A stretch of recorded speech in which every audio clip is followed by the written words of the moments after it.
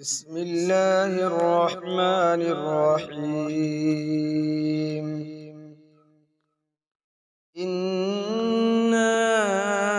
أرسلنا نوحا إلى قومه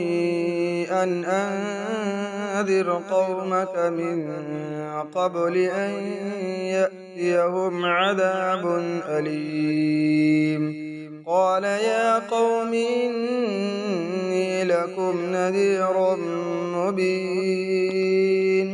أن اعبدوا الله واتقوه وأطيعون يغفر لكم من ذنوبكم ويؤخركم إلى أجل مسمى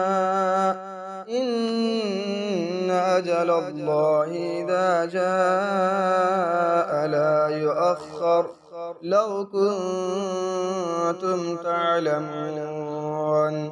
قال رب إني دعوت قومي ليلا ونهارا فلم يزدهم دعائي إلا فرارا وإني كلما دعوتهم لتغفر لهم جعلوا أصابعهم في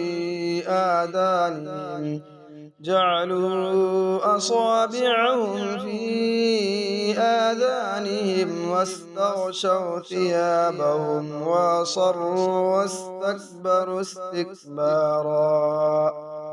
ثم إني دعوتهم جهارا ثم إني أعلنت لهم وأسررت لهم إسرارا فقلت استغفروا ربكم إنه كان غفارا يرسل السماء عليكم مدرارا ويمددكم بأموال وبنين ويجعل لكم جنات ويجعل لكم أنهارا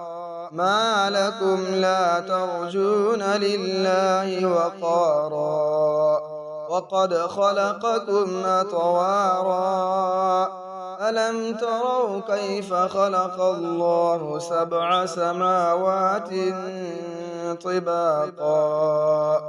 وجعل القمر فيهن نورا وجعل الشمس سراجا والله أنبتكم من الأرض نباتا ثم يعيدكم فيها ويخرجكم إخراجا والله جعل لكم الأرض بساطا لتسلكوا منها سبلا فجاجا قال نوح رب إنهم عصوني واتبعوا من لم يزده ماله وولده إلا خسارا ومكروا مكرا كبارا وقالوا لا تذرن آلهتكم ولا تذرن ودا ولا سواعا ولا يغوث ويعوق ونسرا وقد أضلوا كثيرا ولا تزد الظالمين إلا ضلالا مما خطيئاتهم أغرقوا فأدخلوا نارا فلم يجدوا لهم من دون الله أنصارا وقال نوح رب لا تذر على الأرض من الكافرين ديارا إنك إن تذرهم يضلوا عبادك ولا يلدوا إلا فاجرا كفارا رب اغفر لي ولوالدي ولمن دخل بيتي مؤمنا وللمؤمنين والمؤمنات ولا تزد الظالمين إلا تبارا